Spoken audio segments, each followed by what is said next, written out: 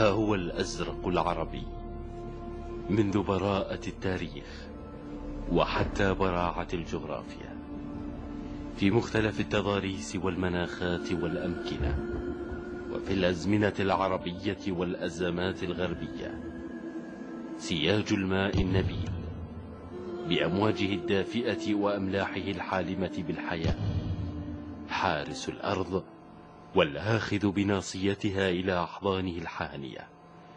جزيرة، جزيرتان، 3 جزر فاتنات يخلدن إلى طمأنينة الماء وطرافة المساء بحكاياته المرفرفة على القلب، كنورس ألف البحر كما ألفته اليابسة الباسلة.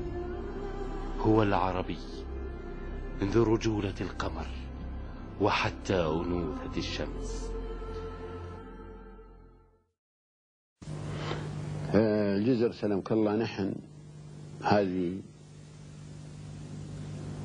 تكلمنا فيها قليل مع إيران، ووجدنا يعني عدم تقدير للكلام،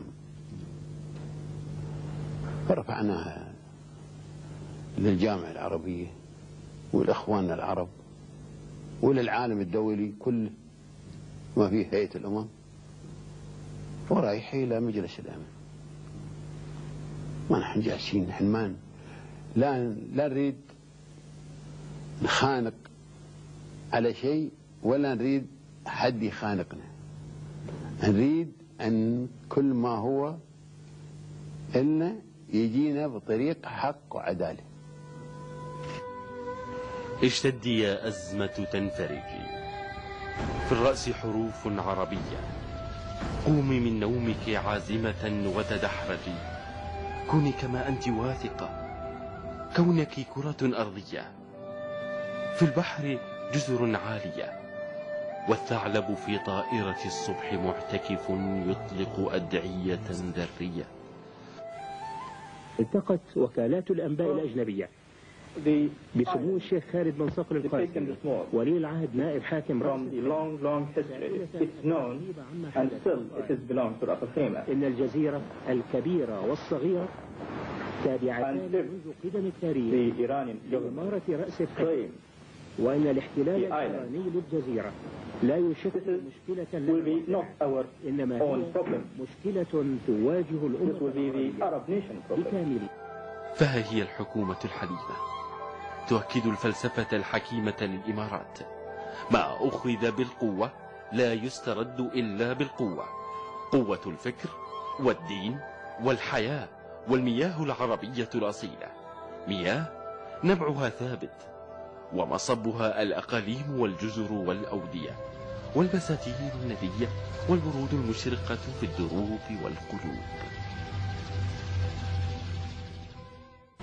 كان عندنا المرحوم الله يرحمه سالم سهيل هو المسؤول عريف، وكان في موجود الأخ علي محسن محمد وحمدوش عبد الله ومحمد عبد الله بيه وحسن علي محمد، ولنا 6 أفراد. نتفاجأ أن هاي طيارات تحوم، طيارات هليكوبتر تحوم في المنطقة وترمي منشورات. شفنا طائرات، شفنا أصوات رصاص تطلق من خلف الجزيرة، فقلنا خلاص جزيرة طوم يعني احتلت.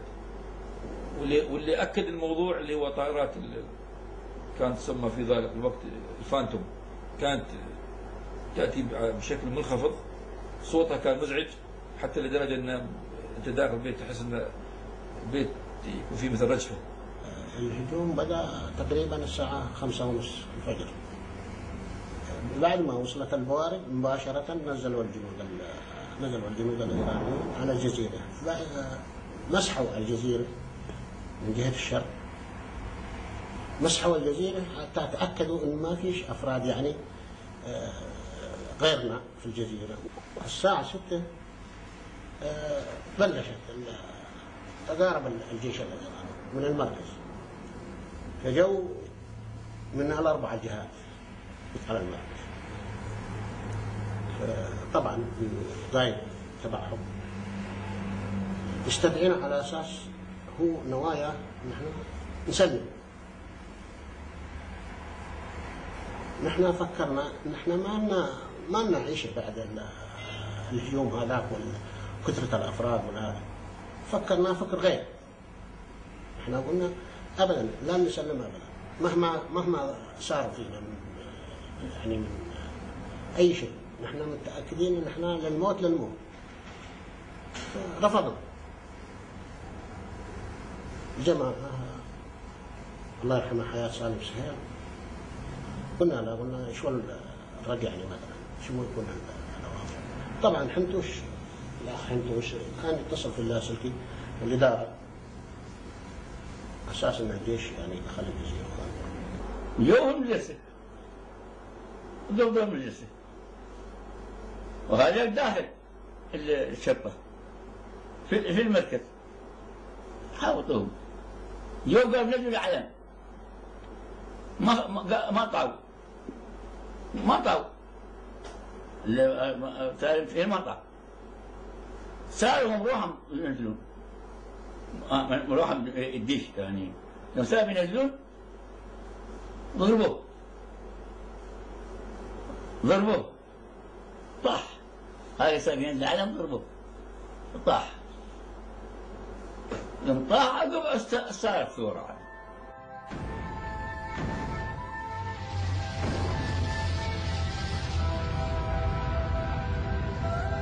وها هو الدم العربي يتوزع في العروق العربية المسلمة، من الماء إلى الماء، من المساء إلى المساء، وإلى السماء أكف تبتهل، ودموع تبلل الطين وتغسل أرق الأرض وحزنة الأزرق الدفين.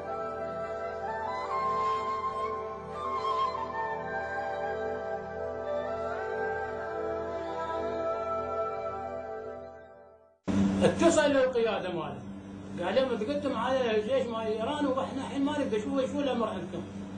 قالوا لي ننزل العلم، قال انا ما انزل العلم، هذا امانه عطني اياها الشيخ صقر وما اسلمها الا عقب روحي. عقب اما اموت ذيك النار ما يسال. الضباط هنا يتصلوا به عن انت سلم المركز، هو غير يسلم المركز. قال ما اسلم. فتره وجيزه يعني تقريبا 10 دقائق او ربع ساعه. حتى انصبنا يعني انا والاخ علي محسن ومحمد عبد الله عبيد، انا انصبت في الفقر في الرجل. كانت اصابتي في الرجل، والاخ الاخ علي محسن برضه في الفخذ الايمن. محمد عبد الله عبيد برضه برجلي كسرت رجلي.